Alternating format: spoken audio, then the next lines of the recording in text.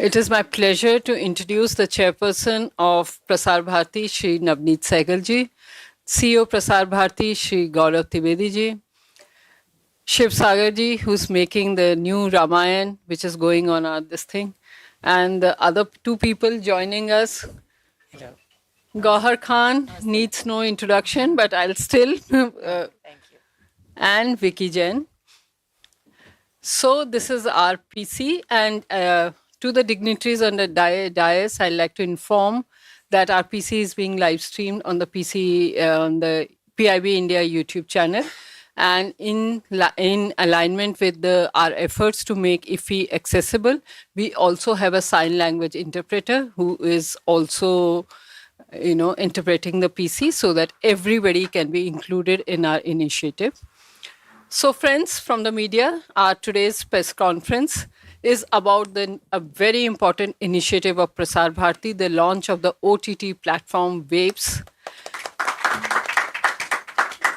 This was launched on the IFFI stage yesterday in the glittering opening ceremony, and we are delighted to have the chairperson and the CEO and some of the cast and crew here with us to talk about this new initiative and the kind of shows which are going on to be available on this OTT platform for us here in India and indeed globally. May I now request the chairperson to say a few words. Good afternoon, everybody. As you're aware, as the host has just informed, and you may also be aware, yesterday the Chief Minister of Goa, we launched our new OTT platform, that's Waves. The need for another OTT platform was being felt, and as a national broadcaster, we found it was our duty to bring a platform where we could bring clean, healthy family entertainment on a platform which is accessible to all. Simultaneously, the endeavor was not only to bring a clean and healthy family entertainment on a digital platform which is accessible to everybody, also bring news platforms, like we have news channels on that OTT platform, almost more than 40, all the prominent news channels on that digital platform. Something for kids, games platforms on that ROTT. Something for youth, current affairs programs. Something for all sections of the society. And above all our archives are there. The programs, the serials that we have grown up with, we have seen them, while during our childhood, our youth. They're available, and people used to search for those programs, and we have brought all those programs in our archive sections on the Waves OTT platform. We have tied up with synchronized our platform with Eros, Lionsgate. These are all different apps where more than 10,000 films are available. On now you can have so much to see, so much to watch. Also, as a national broadcaster, we have brought all the major regional language programs, our culture, our cultural heritage, our history on a digital platform for the first time. So I would request through you to all our audiences, everybody, please download that app. It's very easy. It's free for everybody except some of the programs which are premium programs. Otherwise, it's free of cost. Everybody should download and have a look at this program. I would request my CEO Gaurav to explain it a little more further. Thank you. Thank you, sir. Good afternoon, everybody. I think just three things that I would say at this moment. The chairman has already spoken at length about the app. The first is why another OTT app? That's a question that several people have asked me, and I think I'll take the opportunity to answer that. Over the years, as we moved from radio to TV and then multiple improvements in the broadcast technology, we started with one channel, then there was a DD Metro and other things, and then private channels and all. So gradually, as the audiences moved to a newer platform, the necessity for the public service broadcaster to be present on those platforms is there, because our role is to take information to the audiences, whether it is news, whether it is entertainment, whether it is education, all kind of content. So we have to be present on all the platforms where the audiences are. And today, if a large and growing number of audiences are going to the digital platform to consume content, then of course it is incumbent upon us to also be present on the digital platforms so that we can keep reaching the audiences.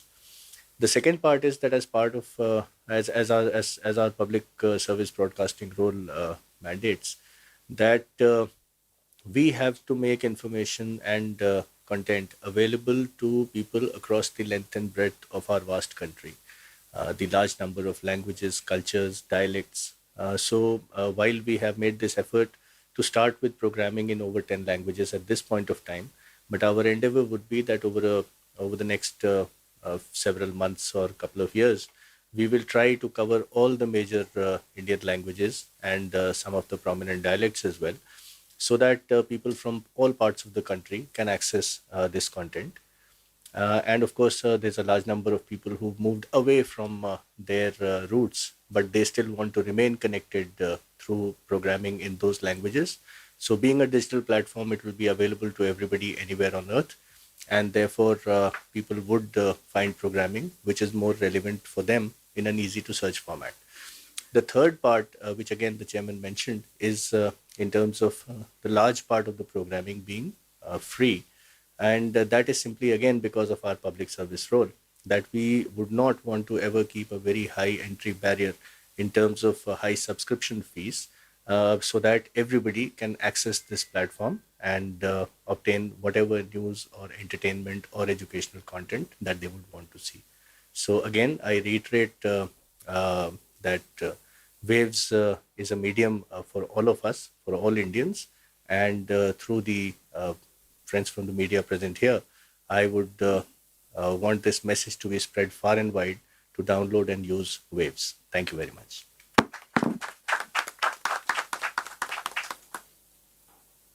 We'll take questions at the end, or is there any clarification anybody wants to know about this OTT? Or we carry on? Anybody else from the On the OTT. Yeah, Uh, now you can introduce the. Shiv Sagar ji, will you like to say a few words about your serial?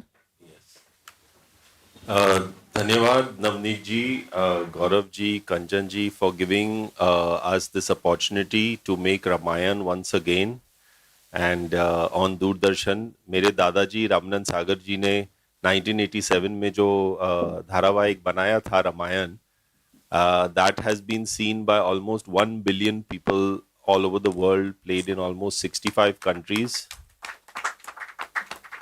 So और 36 years के बाद भी वो अभी भी कहाँ telecast होता ही रहता है. So that has वो अमर हो गया है. And उनका नाम ही था राम आनंद सागर. तो उन्होंने जो राम जी के भक्ति के आनंद के सागर में सबको डुबाया है, वो मुझे लगता है जो उन्होंने एक अपने भारतीय संस्कृति के बारे के लिए भी जो उन्होंने किया है कि बिकॉज रामायण देखने के बाद लोग एक्चुअली अपने माँ बाप के पैर छूने लगे. And like Navneet ji said that want to do very positive content, you know, which the whole family can watch together. Because these days I feel on the OTT negativity too much of, because negativity sells, it's easy to sell. So people do a lot of negative content, which I think is a great idea for the Waves OTT strategy part, that, you know, you can have some positive content coming out from India. And India is a land of itihas, a land of traditions, parampara. We have such a old, ancient culture, maybe the oldest in the world. तो ये अपना इतिहास है, because इसका गलत शब्द है mythology, because mythology मतलब myth, कि ये हुआ नहीं है. But I believe that these things have taken place. There have enough archaeological evidence that, you know, these things happened. So I feel this is our इतिहास. एंड हम लोग ने एक ग्रैंडफादर को एक ट्रिब्यूट पे करके हम लोग ने AI में फर्स्ट एपिसोड में एक we used to call him पापा जी. तो उनका हम लोग ने एक AI में बनाया है पूरा, and he actually comes like how he used to come in the beginning of the episode and talk कि ये एपिसोड में आपको ये देखने मिलेगा वो, तो हम लोग just to pay a tribute to him we did a AI rendition, we did his voice also, and he's actually spoken about Kakbushundi Ramayan. So Kakbushundi was एक ऋषि थे जो कौवे के रूप में थे, और राम लल्ला के साथ उन्होंने 5 साल के जब थे राम लल्ला, तो उन्होंने 5 साल की उम्र तक राम लल्ला के साथ अयोध्या में बहुत सारी लीलाएं की थी. सो उन्होंने 14 बार रामायण देखी थी, and he's been kept as a सूत्रधार for our show, and हम लोग अनसुनी कहानियां में जा रहे हैं because there are a lot of stories about Ramayan. So we have researched more than 350 Ramayans all over the world, not only in India, and उसमें से जो हमें बेस्ट स्टोरीज मिली हैं, आनंद रामायण, आध्यात्मिक Ramayan, of course Tulsi Ramayan, Valmiki Ramayan, all these. So we have taken the best stories and we have tried to present in a very different way. Also Ram Lalla का किसी ने किया नहीं है. How was Ram's childhood in Ayodhya at that time? तो that हम लोग ने बहुत विस्तार में काकभूषुंडी के साथ उनकी बचपन की लीलाएं बताई हैं, almost 20-30 episodes. And then we have also shown, because when Ram was born, Ravan was supposedly around 10,000 years old already.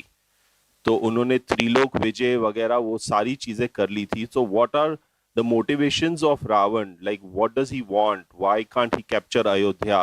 So we have treated a bit like a historical, एक reality के तरीके से, वो political उस time क्या scenario था. Why couldn't he attack Ayodhya or Mithila? So a lot of beautiful things have been covered, and we are grateful and honored to have given this opportunity to come on Doordarshan OTT. And thank you, sir. Thank you for the thing. And so please watch Kakbushundi Ramayan. Jai Shri Ram.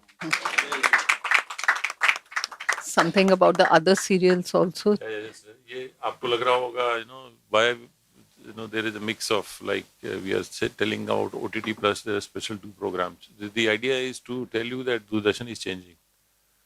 I think it has changed. That is and that is the idea. We started with, the wave is recent, but you will find you will find many such entertaining programs on all the different platforms. Today is one of the, few of them. As an example, we are presenting it to you. Thank you. Taking that opportunity, Gauhar, would you like to say a few words? First of all, it's an honor sitting here with the dignitaries. I mean, it feels like a blessing. So thank you for having me here. And another blessing in all our lives right now is the fact that the legacy of Shah Rukh Khan, Fauji, has a new life now. Fauji 2 has been released on DD National Monday to Thursday, 9 p.m. And it's a great, opportunity for us to be getting showcased on DD National and Waves. The stories of 4G2 are very relatable. It's the stories of, the lives of people who represent and protect India. जो कहानियाँ हमें पता भी नहीं चलती हैं, जो हमारे, borders पे हमारी सुरक्षा कर रहे हैं, उनकी जिंदगियों में और उनकी फैमिलीज में क्या होता है, उनके साथ क्या दिक्कतें आती है, क्या अच्छाइयाँ होती है, वो सारे खुशी, गम, struggles and actual lives of these people are being showcased on our new show 4G2. Of course, it's been headed by a genius, Mr. Sandeep Singh. हमारे बहुत ही काबिल डायरेक्टर्स हैं जो कि इतना बढ़िया हमसे काम करा रहे हैं. हमारे सारे लड़के यहाँ पर बैठे हुए हैं जो फौजियों के किरदार प्ले कर रहे हैं. मैं उनकी कमांडो प्ले कर रही हूँ, लेफ्टिनेंट कर्नल सिमरजीत कौर. बहुत ज़्यादा जिम्मेदारी आ जाती है जब आप वर्दी पहनते हैं, और आर्मी की वर्दी तो बहुत ज़्यादा जिम्मेदारी के साथ आती है. तो हमारी कोशिश यही है कि हम अच्छा काम करें, ऑडियंसेस को एंटरटेन करें, आपके प्लेटफॉर्म को, आपके चैनल को, जो हमारे देश का पहला चैनल था डीडी नेशनल, जिन्हें जिस चैनल ने हमें एंटरटेनमेंट क्या होता है वो बताया, वो सिखाया, वो हम उसी के माध्यम से जानने लगे. ऑफ कोर्स आज हम इतने स्तर पे हैं इंडिया में कि we're the biggest contributors of entertainment across the world. So if we are here representing 42 for DD National and Waves, we're very happy and grateful for this opportunity, and I hope the audiences loves it. Please don't forget Monday to Thursday 9 p.m. on DD National. Thank you.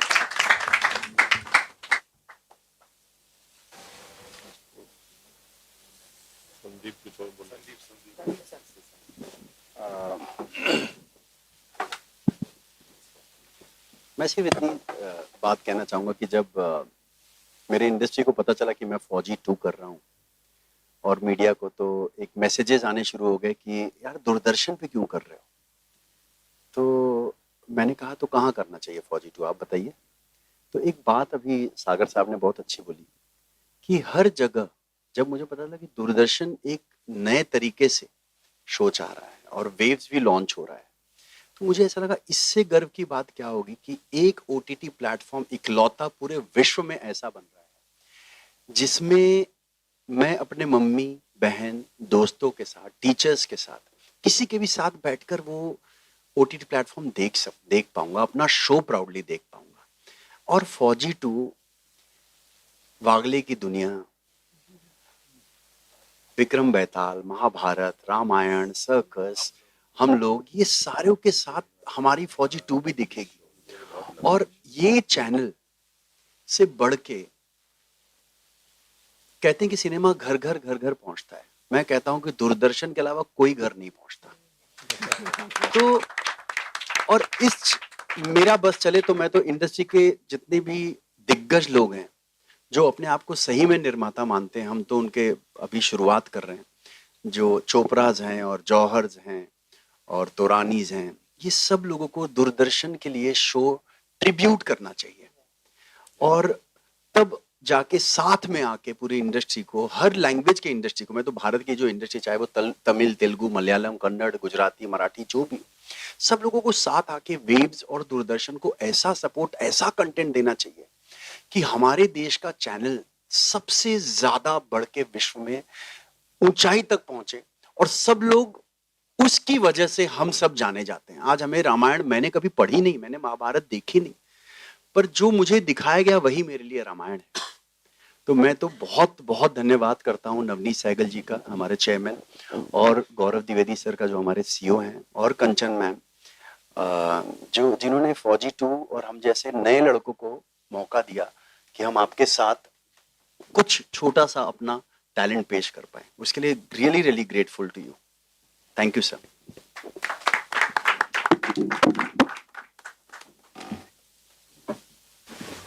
आप विकी जैन बोलना चाहती हैं ना, मैं बोल देता हूँ. Good afternoon everyone. सारी बहुत अच्छी बातें यहाँ से शुरू होके सबने कवर कर ही ली. बस मैं जैसे एक ही चीज बस मैं बोलना चाहता हूँ. दूरदर्शन की सबसे अच्छी बात यही है कि वो खुद भी उन ऑडियंस को कवर करता है जहां तक शायद बहुत सारी केबल की और मॉडर्न फैसिलिटी सुविधाएं शायद नहीं पहुंच पाती हैं.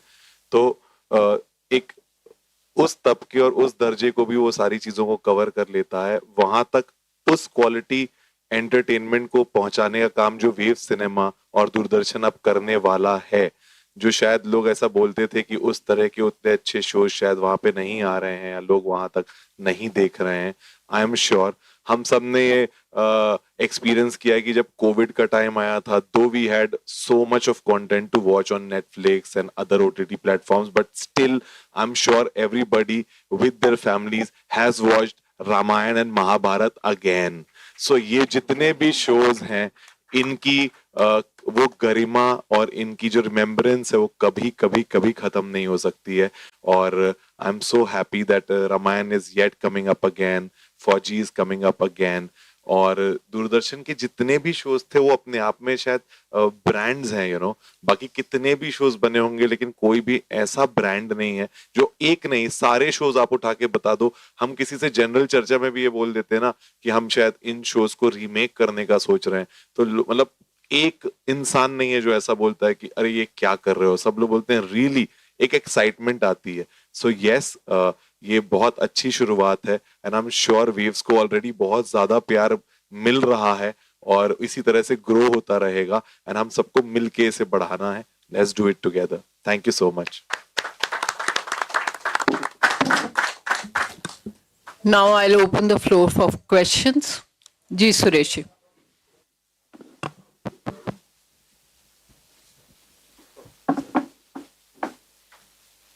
ये प्रसार भारती और दूरदर्शन नए रूप में सामने आ रहा है बदले हुए समय में. ये एक स्वागत योग्य बात है. लेकिन जितनी चीज़ें बताई गई कि क्या क्या नया होने जा रहा है OTT और अन्य क्षेत्रों में, न्यूज़ के क्षेत्र में वगैरह, लेकिन एक चीज़ की ओर मैं ध्यान दिलाना चाहूँगा और डॉक्यूमेंट्री प्रोड्यूसर्स एसोसिएशन के उपाध्यक्ष की हैसियत से भी बताना चाहूँगा कि लगभग ये जो अपना चैनल है प्रसार भारती, उसको डॉक्यूमेंट्री का एक चैनल बनाया जाना चाहिए. लगभग हमारे पास एसोसिएशन में 4000 से ज़्यादा डॉक्यूमेंट्री पड़ी हुई है जिनको कहीं दिखाया नहीं गया. लोग बनाते हैं और डब्बों में बंद हो जाता है, कोई इसको देख नहीं पाता, उसका कोई मंच नहीं है. और डॉक्यूमेंट्री के मंच दुनिया में जहाँ जहाँ हुए हैं जिसमें बहुत सफल हुए हैं. तो हम लोगों को क्या ऐसा नहीं करना चाहिए प्रसार भारती को कि डॉक्यूमेंट्री का एक छोटा ही सही एक चैनल बनाया जाए जिससे कि डॉक्यूमेंट्री मेकर्स को एक मंच मिल सके. अच्छा है, अच्छा आइडिया है. Will think about it. आपके साथ बैठ के बात करेंगे. Yeah, please. मैं रामानंद सागर जी से मिली भी हूँ और आपके घर भी गई हूँ. मोती सागर जी में बहुत अच्छी तरह जानते. मैं लखनऊ से जर्नलिस्ट हूँ, नम्रता शुक्ला. मैं ये जानना चाहती हूँ कि आपकी रामायण के बाद और भी आई रामायण, वो इतना पॉपुलर आपके हिसाब से क्यों नहीं हो पाई? और दूसरा, जो आप बना रहे हैं रामायण, उसमें क्या स्टार कास्ट है? क्या वो दौर हम फिर से लौटा पाएंगे जैसे रामानंद सागर साहब का शुरुआत होती थी? हम लोग अगर कहीं बाथरूम में भी है तो दौड़ के रामायण आ रही, चलो बैठो. तो वो दौर आ पाएगा जो एक जमाना बीत गया आपके हिसाब से? तो हम लोग ने एक रामायण बनाई थी 2008 में. NDTV इमेजिन चैनल था, उसमें गुरमीत और देवीना थे. वो रामायण भी अच्छी चली थी, बहुत अच्छी रेटिंग आई थी. 300-400 एपिसोड, शायद ज़्यादा ही किया था उसने. और दूसरा, आजकल मुझे जो लगता है, जो मिथोलॉजिकल शोज बनाते हैं, मैं किसी की निंदा नहीं करना चाह रहा हूँ, बट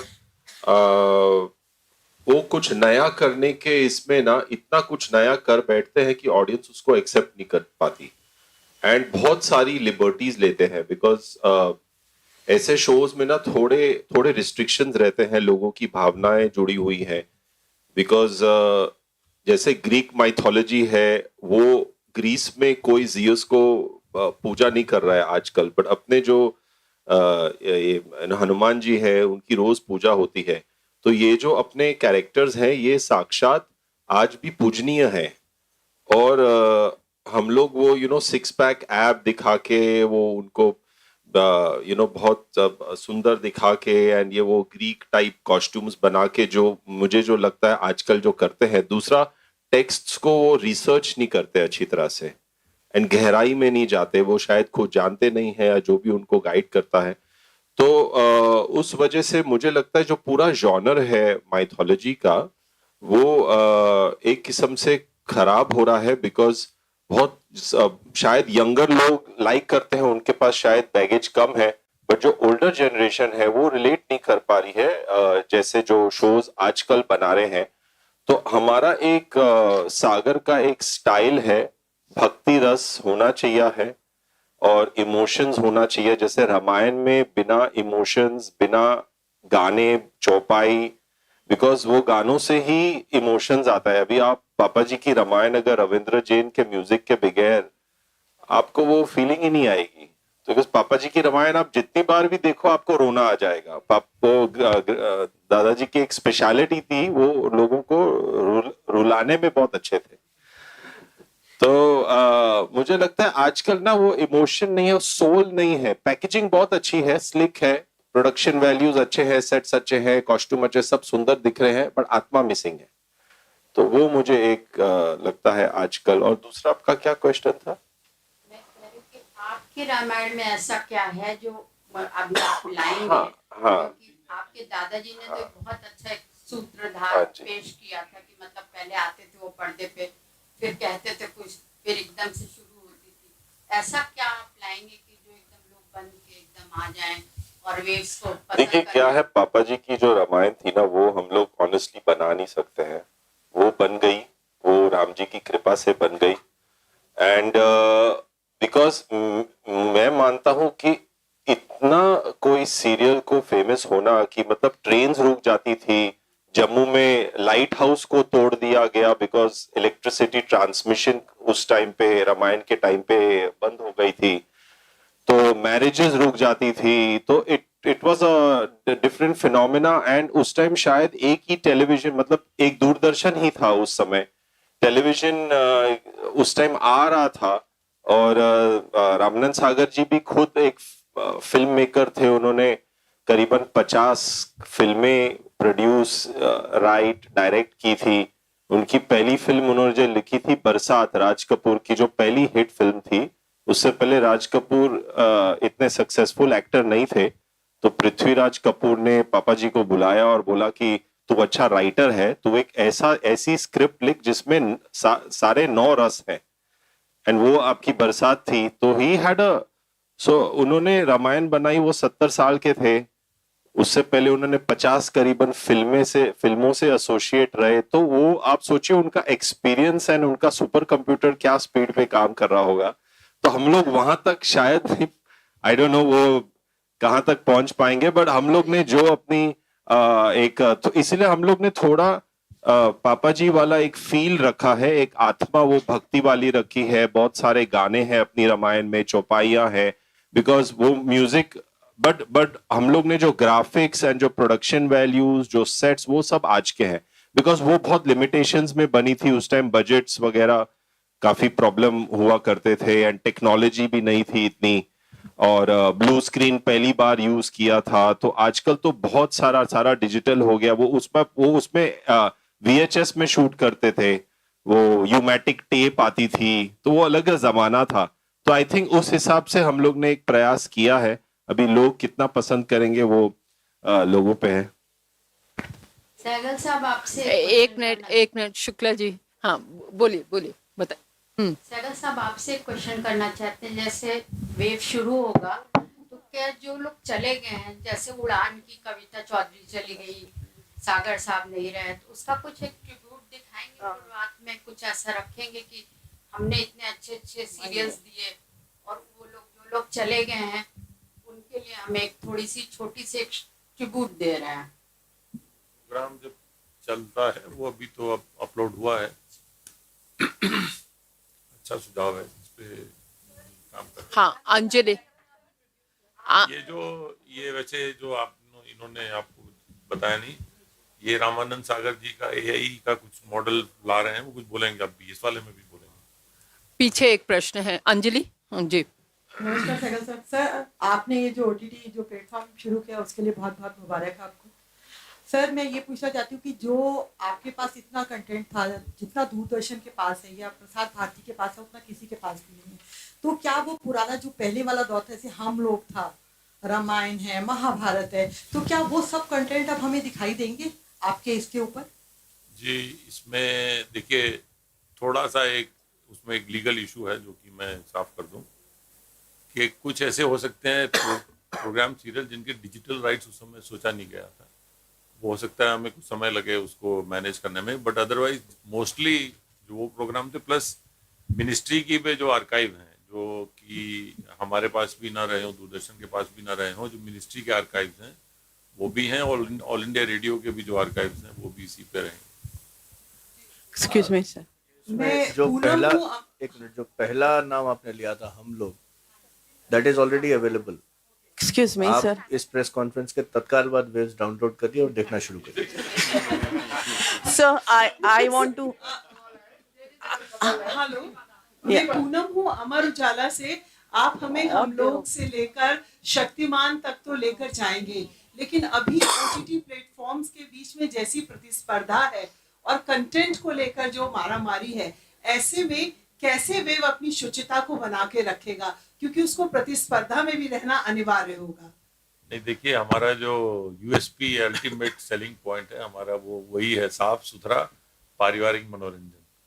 हम मनोरंजन की उस भीड़ में नहीं रहना चाहते जिस भीड़ में जो आज समाज के साथ वो भीड़ जो हो रहा है। तो हम तो सामान्य साफ सुथरा पारिवारिक मनोरंजन देंगे, इसीलिए हम सबसे अलग हैं। ये हमारा यूएसपी यही है कि हम क्लीन और एकदम पारिवारिक, आप परिवार के साथ बैठ के वो देख सकते हैं। यही एक हमारा पॉइंट है और यही हमको सबसे अलग करेगा और यही हमको सबसे सफल बनाएगा। तो अभी जो आप बात कर रहे थे, शक्तिमान अभी लोड हो रहा है। अभी शक्तिमान मैंने अभी चेक किया, वो अभी सर, हाँ अभी वो लोड कर रहे हैं अभी, बट आ जाएगा वो सर। लेकिन आपको हम लोग जैसे बताया अभी दिखेगा, अभी तत्काल डाउनलोड करिए। और दूसरी बात ये फ्री है, it is all these programmes are free of cost except few of them जो कि नए वाले हैं, जो कि प्रीमियम सेक्शंस में हैं। Otherwise mostly it is free, you can just download now, you just have to share your OTP share करेगा, वो एक सिक्योरिटी फीचर है विच इज नथिंग, वो आपको आप डाउनलोड कर लीजिए, देखते रहिए सब चीजें। So, one more thing I want to. अभी पूछ लेंगे, दूसरे को भी तो पूछ लेंगे। As a part of Prasar Bharati, I want to add one more thing, sir.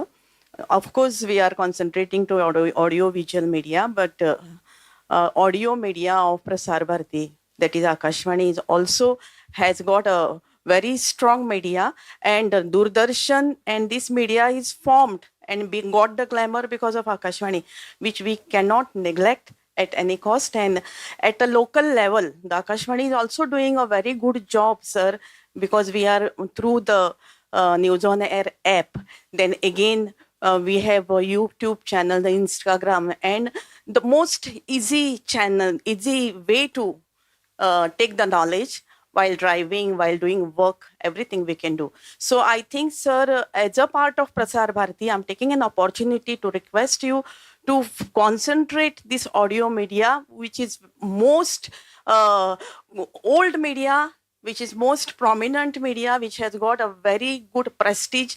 And along with these types of great occasions, I think, sir, we should promote this media also, because it goes to the common people and village also. Thank you. See, with each shift in or improvement in technology, there's always been this feeling that a new technology has come in and the previous technology is going to die out.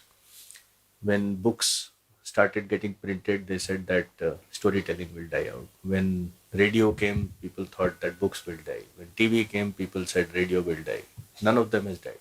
Storytelling is alive, books are alive, radio is alive, TV is alive, and now we have digital as well.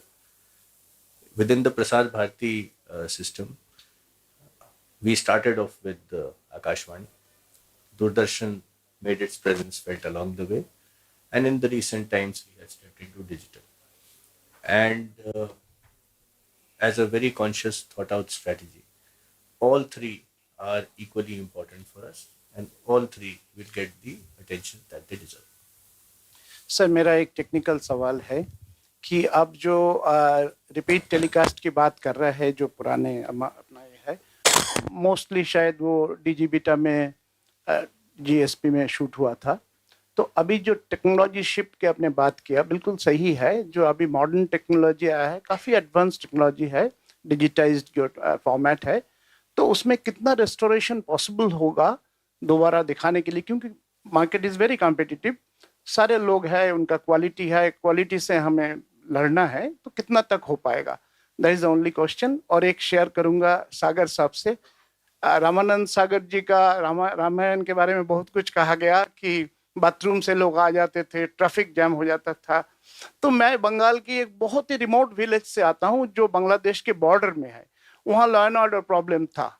तो मैंने बचपन में देखा, ज़्यादा बचपन तो नहीं था, देखा कि लोकल पुलिस वो अनाउंसमेंट करते थे कि सब लोग रामायण चलने के समय सतर्क रहिए, अपना जान माल की रक्षा कीजिए, सिर्फ टीवी में मत रहिए, तो अलर्ट रहिएगा। ये मेरे ख्याल में एक बहुत अच्छा एक्सपीरियंस है। Thank you.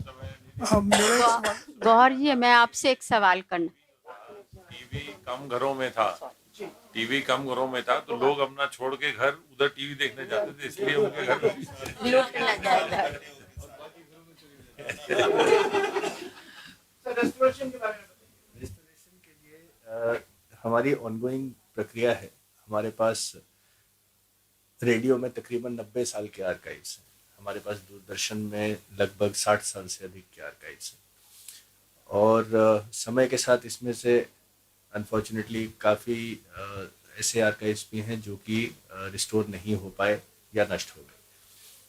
लेकिन फिर भी आज की तारीख में हमारे पास तकरीबन 40 से 50 हज़ार घंटे का कंटेंट है जो ऑलरेडी डिजिटाइज्ड है। और जो बचा हुआ आइडेंटिफाइड और इन्वेंटरीड कंटेंट है उसके डिजिटाइजेशन का काम हमारे यहाँ पे लगातार चल रहा है। और इनको हमारी आर्काइव्स की जो वेबसाइट है यूट्यूब वगैरह के ऊपर में उनके लो रेज वर्जन्स तो हमने ऑलरेडी अवेलेबल कराए हैं, लोग उनको देख सकते हैं। और उसमें से कुछ चुनिंदा कंटेंट ऐसा है तकरीबन 2 से 2,500 घंटे का, जिसको हम लोग ऑलरेडी ला करके वेव्स पर भी प्रस्तुत करते हैं। आप देखेंगे इसमें तो पुरानी उदाहरण के तौर पे उसमें जैसे बेगम अख्तर की जो पुरानी गज़लें हैं जिन्होंने अपना करियर हमारे साथ शुरू किया था, तो बेगम अख्तर के काफ़ी कुछ पुराने गीत हैं जो उनके ठुमरी हैं, जो उनके रिकॉर्डिंग्स हैं।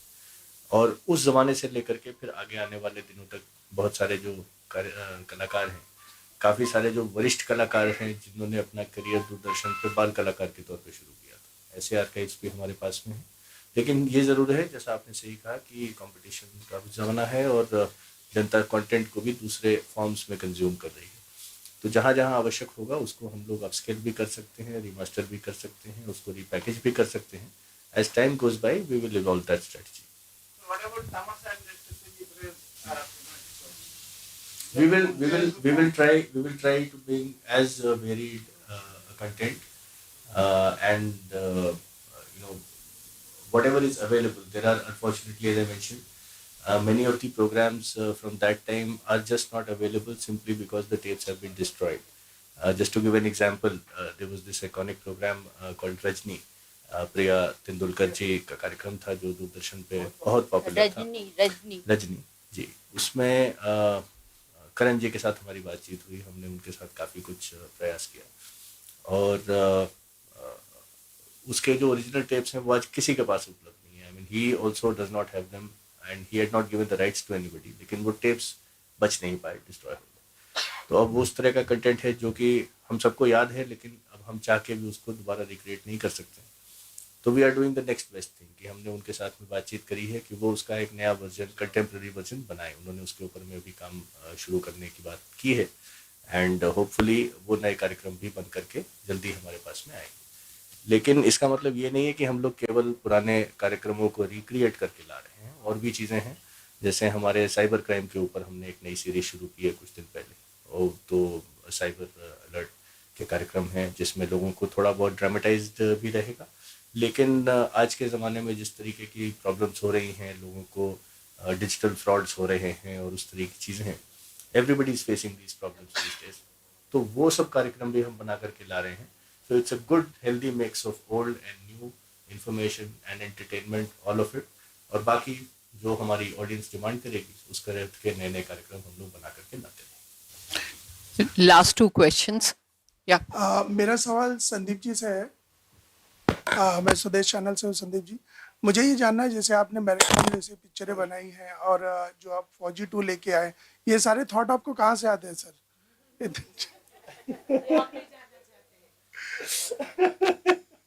मेरे कंपनी का नाम लेजेंड स्टूडियो है। तो मैं बिहार से हूँ और मैं पहले आइसक्रीम बेचता था। तो बहुत मुश्किल हुआ मुझे कि धीरे धीरे मुझे इंडस्ट्री समझने के लिए मेरे पास पैसे तो नहीं थे कि मैं विस्लिंग बोर्ड या कहीं ज्वाइन कर पाऊँ। तो मैं बहुत जगह गया असिस्टेंट बनने के लिए, और तो कहीं तो काम मिला नहीं। सब बोलते थे हाँ तुम अच्छे लड़के हो, तो लेकिन आगे बढ़ने का मौका तो मिल ही नहीं सकता था। तो मैं जर्नलिस्ट बन गया आपकी तरह, और फिर सिर्फ फिल्म पे कॉन्सेंट्रेट करता था। जहाँ शूटिंग चलती थी, एक्टरों से मिलना, प्रोड्यूसर से मिलना, डायरेक्टर से मिलना। उनकी जिंदगी को समझ के उसको मैंने बेस्ट चीजों को अपना लिया और फिर क्या करना और क्या नहीं करना है उस पर ध्यान दिया। उसके बाद मुझे ये लगा कि कितने लोग आज इफ़ी में यही मौका तो मिलता है ना कि लोगों को जिनकी फिल्में थिएटर नहीं पहुंच पाती, जिनकी फिल्में बन नहीं पाती, वो लोग मैक्सिमम यहाँ दिखते हैं और उनकी फिल्मों को कुछ ना कुछ राह दिख जाता है। तो उसी तरीके से उन फिल्मों को जैसे जो फिल्में कहानी सुनने के लिए भी लोग तैयार नहीं होते। आज मुझे याद है कि मैं 2 फिल्में बेचने गया था एक साथ, गब्बर और मैरी कॉम, और मुझे कहा गया कि हम गब्बर ले सकते हैं पर मैरी कॉम नहीं, क्योंकि इसमें लड़की ना नाच रही है, ना अच्छी दिख रही है, दांत में ब्रेसेस लगा रही है। तो मैं बोला सर एक काम कीजिएगा, मैं ये फिल्म आपको 12 करोड़ रुपए में बना के दे देता हूँ। और वो फिल्म एक्चुअली में प्रियंका चोपड़ा ने उस फिल्म में फीस नहीं लिया था, ये बात आज मैं कह रहा हूँ, और वो फिल्म 12 करोड़ रुपए में बन के दे दिया था हमने, और वो फिल्म का बिजनेस 100 करोड़ के ऊपर हुआ था उस समय। तो मुझे ऐसा लगता है कि जो लोग कहानी सुनते हैं वो कभी कहानी बनाते नहीं है, और जो कहानी बनाते हैं वो बेचारे पैसे नहीं होते उनके पास।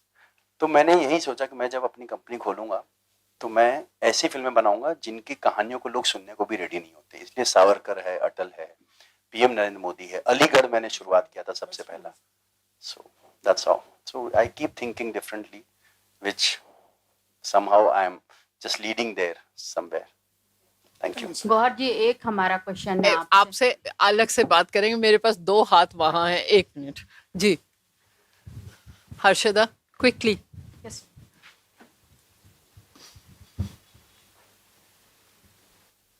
हाय, मेरा नाम हर्षदा वेद पाठक है और मैं स्क्रीन ग्राफिया से हूँ। मुझे सिर्फ एक बात जाननी थी कि कॉपीराइट के बारे में कुछ बता सकते हैं। फॉर एग्जांपल अगर आप रजनी, हम लोग या शक्तिमान जैसी सीरियल वापस से अपने प्लेटफॉर्म पे रह रहे तो, या तो रामायण जैसे, तो उसका कॉपीराइट किसके पास होगा एक, और अगर कोई दूसरा चैनल, आपके राइवल चैनल पे कोई प्रोग्राम एयर हो रहा होगा तो आपके वहाँ वो एयर हो सकता है, उसके कॉपीराइट इशू, और कोई फ्रेश बना रहा है सीरियल आपके लिए खास तौर पे, तो उसका कॉपीराइट हक किसके पास होगा? Copyright issue is not terribly complicated. The programs that were commissioned by Doordarshan or are being commissioned by Doordarshan, the rights vest with Doordarshan.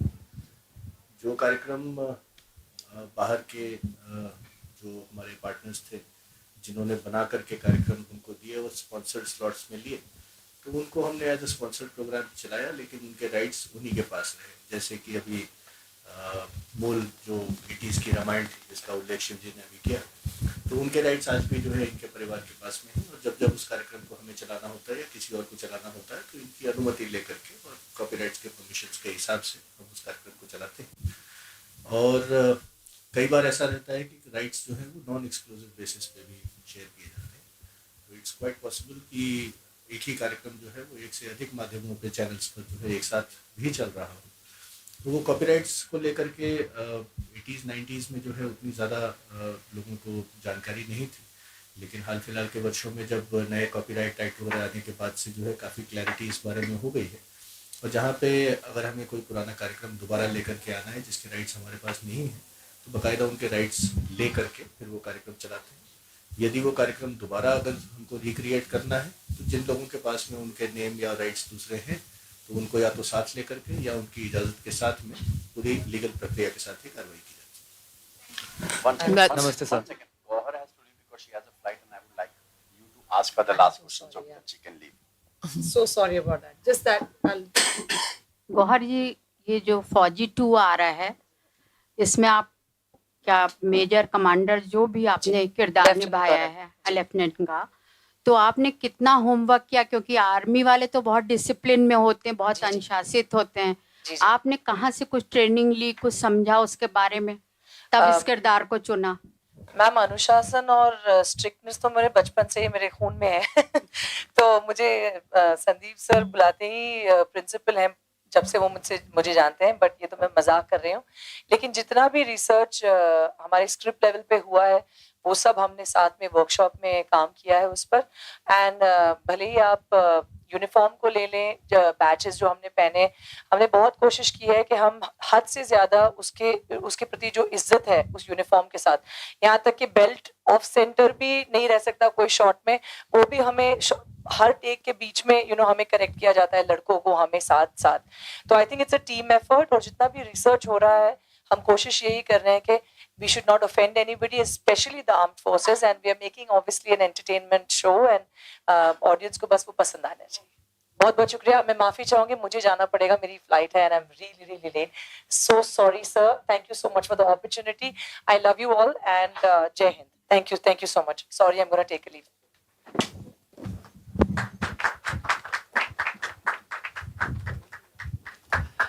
This is the last question. बस नहीं तो ये वार्ता चलती रहेगी. सर मेरा नाम प्रीतीश बागड़ी है. मेरा क्वेश्चन ये है सर, जैसे आपने कहा कि प्रसार वेव्स का मेन मोटो है कि पारिवारिक कार्यक्रम सब तक पहुंचा जाए.